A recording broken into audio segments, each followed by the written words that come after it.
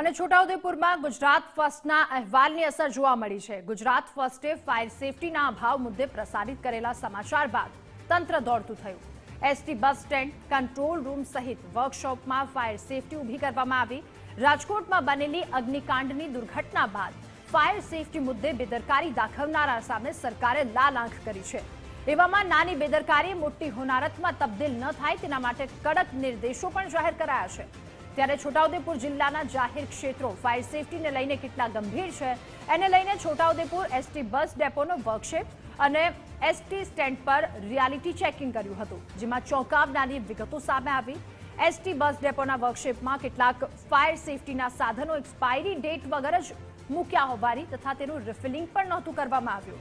આ ચોંકાવનારી વિગતો સામે આવી તો વીજ ઉપકરણો જોખમી હાલતમાં જોવા મળ્યા।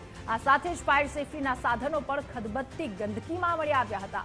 સમાચાર પ્રસારિત થતાં જ ફાયર વિભાગ હરકતમાં આવ્યું।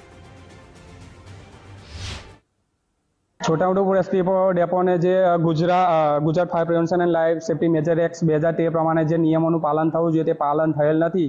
પ્રોપર વેમાં ફાયર સેફટીના સાધનો ઇક્વિપમેન્ટ મેન્ટેન રાખેલ નથી, એ બાબતે એમને એક નોટિસ તો આપવામાં આવશે। ગુજરાત ફર્સ્ટ દ્વારા તારીખ 30મી મેના રોજ છોટાઉદેપુર એસટી બસ ડેપોમાં ફાયર સેફટીના દેખીતા અભાવ અને તેની નિગરાણીમાં દેખીતી બેદરકારીના અહેવાલો પ્રકાશિત કરવામાં આવ્યા હતા, જેને લઈ 24 કલાકમાં જ છોટાઉદેપુર ફાયર વિભાગના કર્મચારીઓ એસટી બસ ડેપો પર દોડતા થયા હતા અને ફાયર સેફટી અંગે નિરીક્ષણ કરવામાં આવ્યું હતું, જેમાં ફાયર વિભાગના અધિકારીઓનો પણ છોટાઉદેપુર એસટી બસ ડેપોની ફાયર સેફટીમાં નિભાવણી કરવામાં અનેક બેદરકારીઓ સામે આવી હતી, જેને લઈ કહેવાય છે કે છોટાઉદેપુર એસટી બસ ડેપોને તે બાબતે નોટિસ પણ પાઠવવામાં આવી હતી। ત્યારે રાહતના સમાચાર એ છે કે છોટાઉદેપુર એસટી બસ ડેપોના તંત્રના બહેરા કાનમાં ગુજરાત ફર્સ્ટના અહેવાલના પડઘા પાડતા હવે છોટાઉદેપુર ડેપો પર ફાયર સેફટીની સુવિધાઓ ઊભી કરવામાં આવી છે।